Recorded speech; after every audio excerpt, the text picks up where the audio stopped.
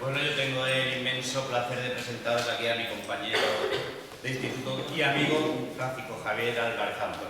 Le hace una breve reseña biográfica. Pues Javi nació en, los primeros profesor de secundaria de lengua y literatura y también es investigador por la Universidad de Córdoba. Nació en Córdoba en el año, ¿puedo decirlo? Es que es muy joven. 1980 en el popular barrio de Cañero, del cual está bastante orgulloso.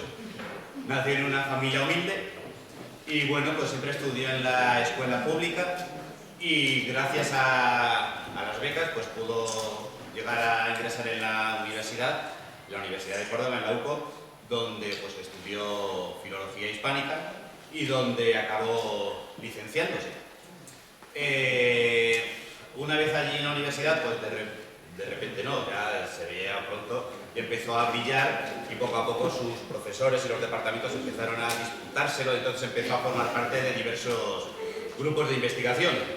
Y pues allí sobre todo empezó a participar en diversas investigaciones, centrándose principalmente en los siglos XVI, XVII y XVIII. Formó parte, y de hecho sigue formando parte, del grupo de poesía andaluza del Siglo de Oro, Paso, y es autor de diversos estudios sobre autores de la época que ya hemos comentado, y también ha participado en diversas obras colectivas, pues como por ejemplo el Diccionario Cervantino o el Diccionario Filológico de Literatura Española del siglo XVI.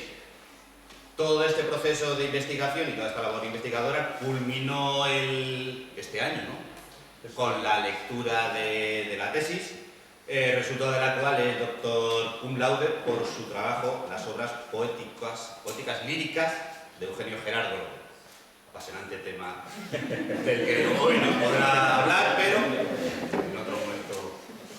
En cuanto a su labor educativa, nos vamos a dejar la parte de la labor investigadora, también tiene su labor educativa.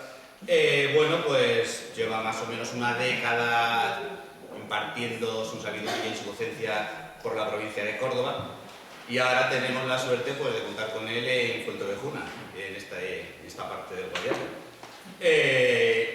Y actualmente pues eso, está en el instituto, en el IES Lope de Vega de Fuenteovejuna, donde pues, allí ya nos conocimos. Pertenece al colectivo Brumaria, formado por profesores y por profesoras de este entorno, y que pues apuestan por la creatividad, la capacidad artística y la crítica social de nuestro alumnado, sobre todo utilizando herramientas audiovisuales, las que podemos, se nos ocurren y están al alcance de nuestras posibilidades. Sus alumnos, sus alumnas, sus compañeros, sus compañeras, todos participamos y disfrutamos de su sabiduría y de su erudición, que ahora compartiré también con vosotros. Y por último he de comentar que en el Guadiato, junto con el apoyo y la colaboración del Grupo de Desarrollo Rural y con la coordinación de Antonio Monterroso, pues imparten talleres de animación a la lectura, con gran éxito, por cierto. Y esta semana he estado trabajando en estos talleres, la semana que viene también, donde participan, hay que comentarlo también, fundamentalmente mujeres, casi todos son mujeres, o no sé si son todas mujeres, del entorno rural de las aldeas de Fuenteovejuna y diversos municipios de la zona, con gran éxito, participación y entusiasmo por parte de todas. Y nada, por último comentaros también que es asiduo en estos encuentros de poesía visual. De hecho participó en los dos anteriores, ya en el tercer y cuarto encuentro de poesía visual. Y nada, pues sin más os dejo con Javi. Muchas gracias, Javi.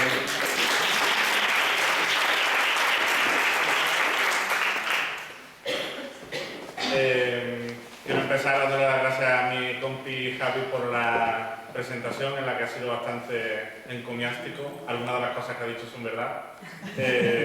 Y también, por supuesto, la organización de los encuentros, porque, como sabe Antonio, como sabe César, los que me conocéis, yo no soy especialista para nada en este ámbito. Y entonces, me ha servido de mucho la presentación de José Emilio Antón, porque yo voy a hablar un poco acerca de esas manifestaciones previas, ¿no?, o anteriores, que todavía no pueden llamarse con propiedad libro de artista, pero ya apuntan hacia una tendencia.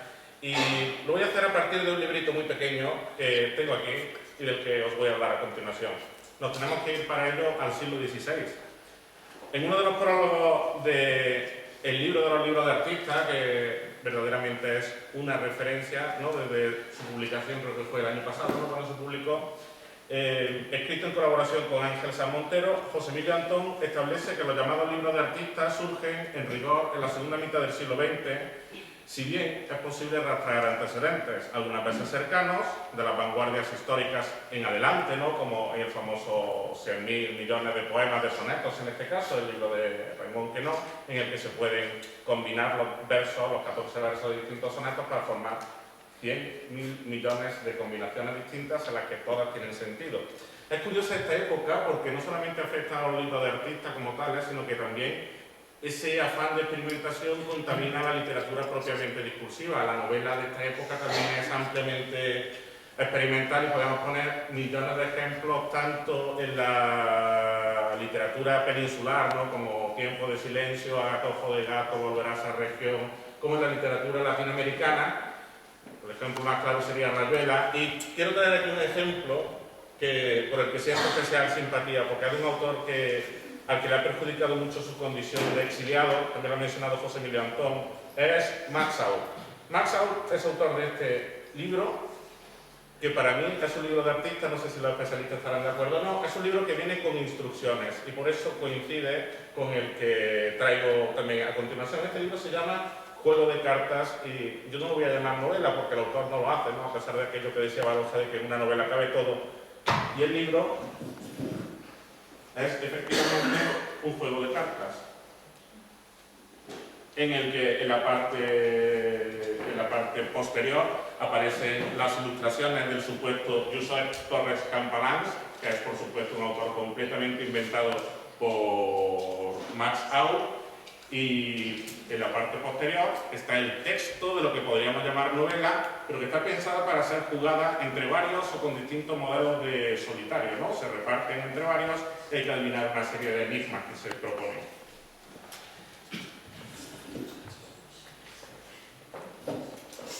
Bueno, estos serían los antecedentes cercanos del libro de artista, ¿no? Pero hay otros tan lejanos, como decía antes José Emilio Antón, como los pictogramas en cuevas prehistóricas o las tabletas cuneiformes sumerias.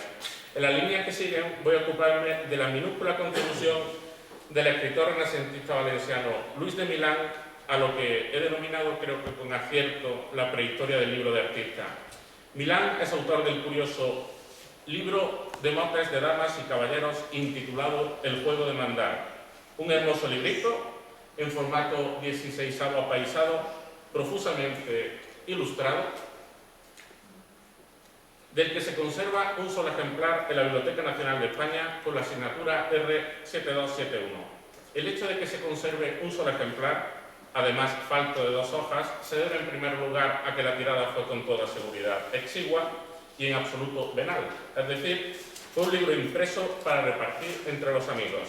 Y en segundo lugar, a que el libro de motes de damas y caballeros estaba concebido para ser utilizado en una especie de juego de prendas con el consiguiente deterioro de los ejemplares originales. Todo el libro que se usa se acaba destruyendo, ¿no?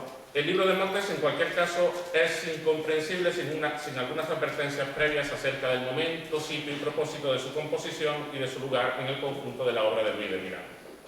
Luis de Milán y Eixart nace en Valencia o en Játiva, no estamos seguros, en algún momento posterior a 1506, y muere el 9 de agosto de 1559 en el entonces diminuto pueblecito de Alcira, cercano a Valencia, donde se creía a salvo de la peste. Sus padres eran parientes lejanos de los poderosos Borgias y parece que el propio Luis de Milán quiso probar suerte como eclesiástico en Italia. Sin embargo, no se hizo sacerdote, sino curiosamente músico. Es posible que Milán estuviese algún tiempo en la corte portuguesa de Juan III, 1502-1557, donde parece que vivía a cargo del Estado. En la década de 1530, Milán reaparece en la corte de Germana de Foix y el duque de Calabria. Me encanta la imagen del duque de Calabria que aparece a la derecha, ¿no?, porque aparece aquí ojeroso, con barba de varios días y con cara de evidente resaca, como si lo hubieran dicho ese mismo día, macho, hoy era cuando venía el pintor, ¿no? Eran virreyes de Valencia y allí ejerció como un artista polifacético y multivivió hasta su muerte, ¿no? Germana de Foix y el duque de Calabria eran los legítimos representantes del emperador Carlos I Entre los valencianos, no obstante, existía cierto deseo de autonomía respecto de Castilla, lo que se aprecia apenas en la obra de Luis de Milán. Un personaje de su libro El cortesano, sin embargo, compara a Castilla y Valencia con madre y nuera y acusa a la primera de aprobar leyes en contra de la segunda. A Luis de Milán, en principio, no se le puede considerar un educador en el sentido habitual de la expresión. Recientes estudios sostienen, sin embargo, que sus 3 obras mayores constituyen una especie de trilogía pedagógica escrita con el propósito de educar a los aristócratas que frecuentaban la corte de Germana de Foix. Los datos seguros que conocemos acerca de Luis de Milán son escasos y pronunciarse sobre la posible evolución de sus actitudes y puntos de vista a lo largo de su vida es bastante arriesgado. Algunos modernos intérpretes de su libro El cortesano, sin embargo, han advertido cierto cambio de tono a los 2 capítulos postreros, en los que parece que se acentúa el interés por la religión y las cuestiones espirituales. Es probable, en consecuencia, que los capítulos 5 y 6 se escribiesen después de la entronización del austero Felipe II, en 1556, o cuando menos después de la muerte de Germana de Foix, 1538, y el nuevo matrimonio del duque de Calabria con Mencía de Mendoza, en 1541, que era discípula de Luis Vives y ávida lectora, según parece, de las obras de Erasmo de Rotterdam. Luis de Milán distaba de ser un profesional de las letras. En el medio ambiente cortesano en el que vivía, a los aristócratas se les suponía la capacidad de bailar, de cabalgar, de improvisar un poema, de tocar instrumentos musicales, etcétera, etcétera. Los vínculos de Milán con el mundo de las letras son, en consecuencia, los típicos del diletante. En un catálogo de escritores del Reino de Valencia impreso en 1573, ni siquiera se le menciona como músico, sino solamente como alguien a la música cercano. Las apariciones de Milán en este tipo de catálogos, con todo, demuestran fehacientemente su renombre póstumo. Como ejemplo, se podría mencionar la inclusión de Milán en otro repertorio de valencianos ilustres, a cargo en esta ocasión de su paisano Gaspar Gil Polo. La lista comienza con 2 Borgias que llegaron a ser papas, Calixto III y Alejandro VI.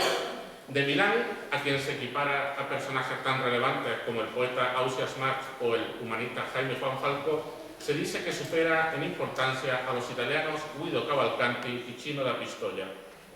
La reputación de Luis de Milán, de todos modos, estuvo siempre restringida a la región valenciana. Entre 1526 y 1536, y gracias a la protección de Germana de Foix y el duque de Calabria, el reino de Valencia vino a convertirse en una suerte de meca de los artistas. A Fernando de Aragón, el duque, se le puede considerar el responsable directo del cada vez mayor ascendiente de la cultura italiana sobre el reino de Valencia. Era bastante melómano, hasta el punto de que el cancionero de Uppsala, publicado en Venecia en 1556, a veces recibe en su honor el nombre del cancionero del duque de Calabria.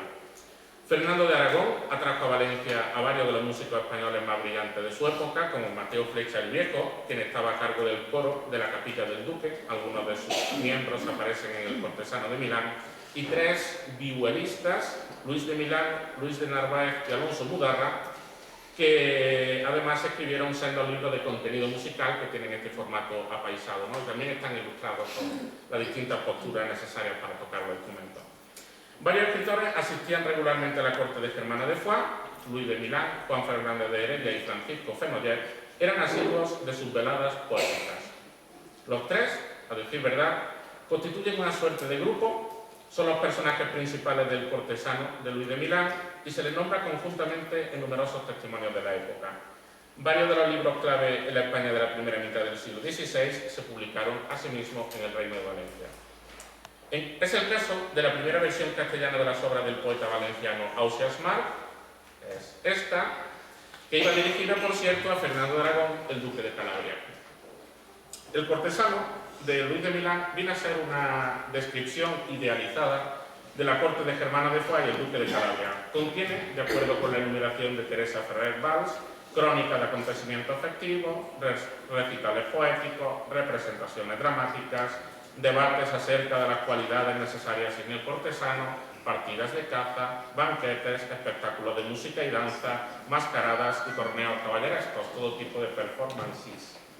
Luis Milán, junto con algunos de sus amigos, sobre todo junto con Juan Fernández de Heredia, hacía las veces de guionista, organizador y maestro de ceremonias En la mayoría de las actividades cortesanas escribía breves piezas dramáticas, como las descritas en los capítulos 3 y 4, componía sonetos amorosos, que después eran leídos en voz alta, explicados y discutidos, según ocurre en los capítulos 2, 3 y 6, cantaba sobre música de vihuela, igual que en los capítulos 2 y 6, y por supuesto participaba activamente en cualesquiera entretenimientos cortesanos, partida de caza, discusiones sobre las aptitudes deseables en el cortesano, etcétera, etcétera, etcétera.